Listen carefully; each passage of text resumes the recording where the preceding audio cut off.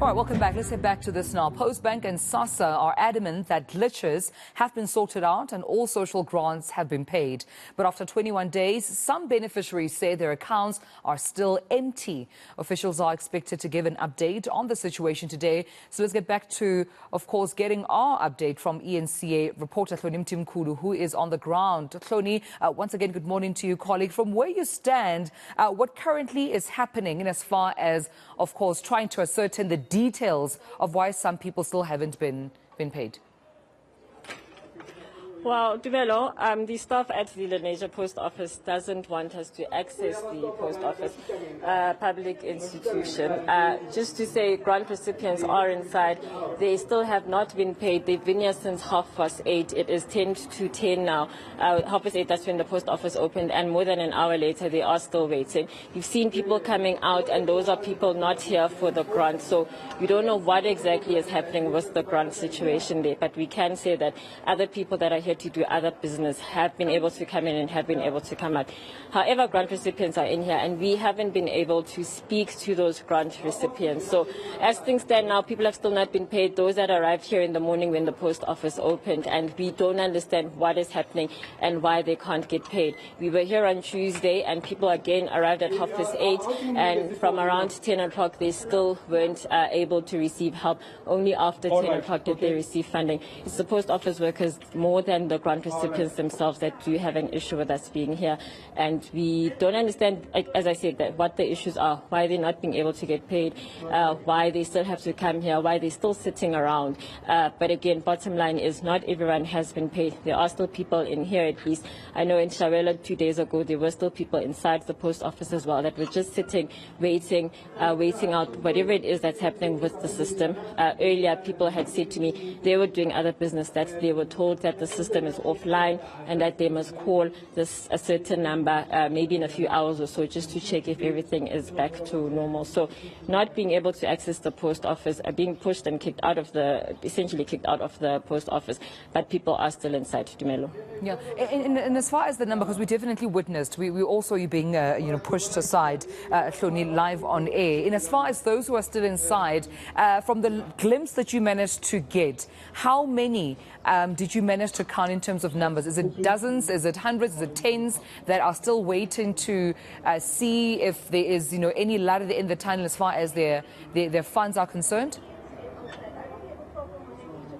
So it's not a lot of people, Dumelo. I would say when I came in here, there were about 20 people standing in the queue, and maybe a few more have come in since then. So it's definitely not a lot of people.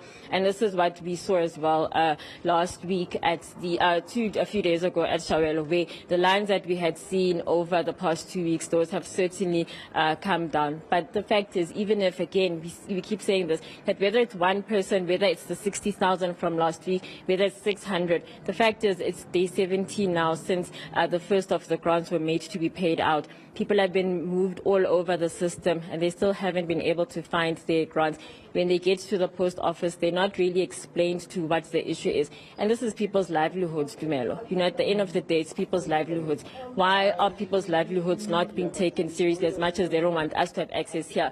Why can't they take the administering of those grants as seriously to say it's been more than 2 weeks, this is unacceptable, how is this still continuing, who's responsible? So about I would say 20 or so people that are in here, Dumelo, with all the others that are here for other business as well.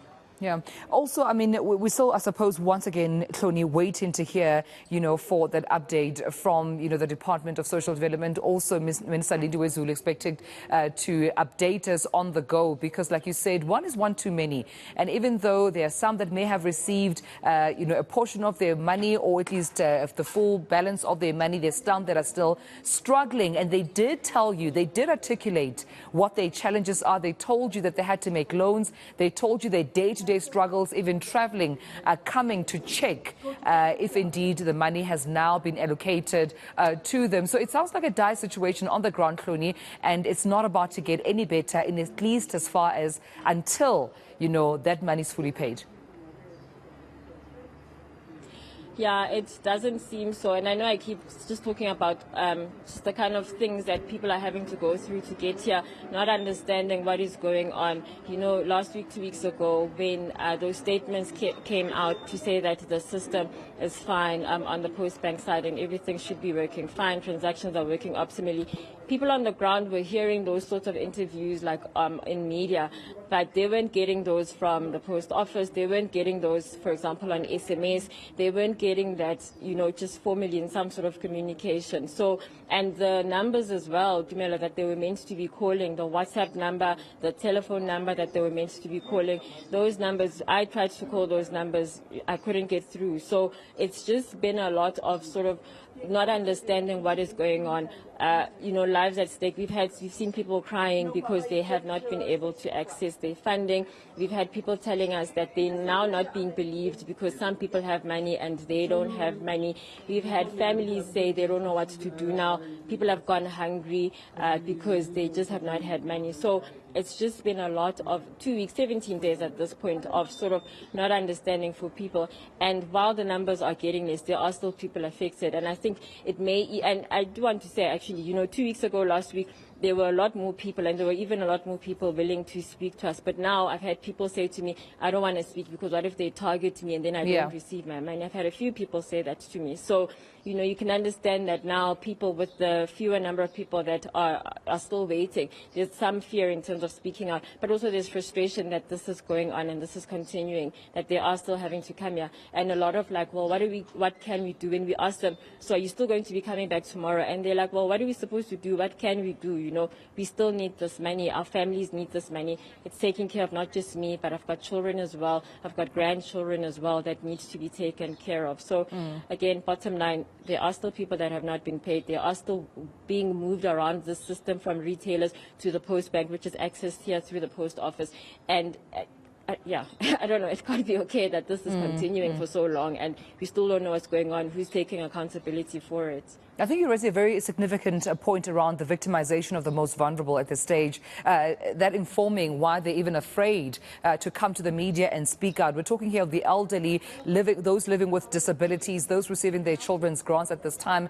They are quite vulnerable in as far as, you know, them desperately needing this money to survive. And you can imagine, you know, what goes on in conversations even behind those closed doors. Perhaps that's why, you know, you're even not allowed to come inside, because we don't know what they're told behind closed doors. We don't know what they promised. We don't know what messaging they're receiving that we are not getting directly or listening to directly, Hloni. We can only have these engagements with the beneficiaries outside and hear what they have to say. But I also want to just talk about, you know, Postbank in itself. I mean, they've been mirrored by, you know, just bad publicity as of late. We've seen the chairperson of the board of Postbank and some of the board members resigning with immediate effect. Mondli Ngubele, the comms minister rather, coming out saying that they were going to be fired because of some irregularities within Postbank. Let's talk about that for a minute in terms of some of the maladministration that could potentially or possibly be ongoing in Postbank, as we've seen at least from the top and as far as the board is concerned. Yeah, so that was also very interesting, I would say, I guess, last week, that the board stepped down and then the minister said, oh no, they must have jumped ship because they knew that we were going to have a meeting and we were going to fire them. So, and accusations and counter accusations were made about that in terms of the minister saying that there were irregular contracts that they passed through, with the board then saying that there was interference from the minister.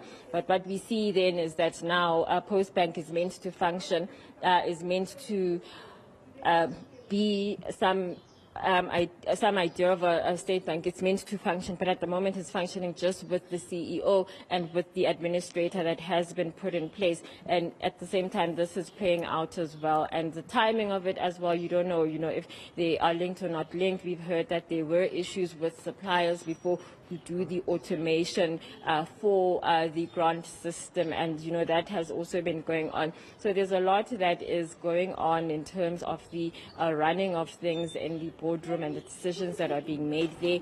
And I think we're seeing some aspect of it now, the way that it is playing out with these so-called, or with the so-called technical glitch that did hit the system, Dumelo. Yeah, and we're also hearing that now it seems the DA as well as BOSA, amongst others, are, gunning against the Social Development Department over these grant payments debacle. The DA calling out, the department saying there's more to the story that they are letting on in terms of transparency. And I suppose, Hloni, this brings in the issue that when it comes to grant payments, it's not the first time we're here, right? This has been almost like a recurring issue when it comes to grants payments. Beneficiaries have seen this before. They have heard this before when it comes to late payments, promises being made.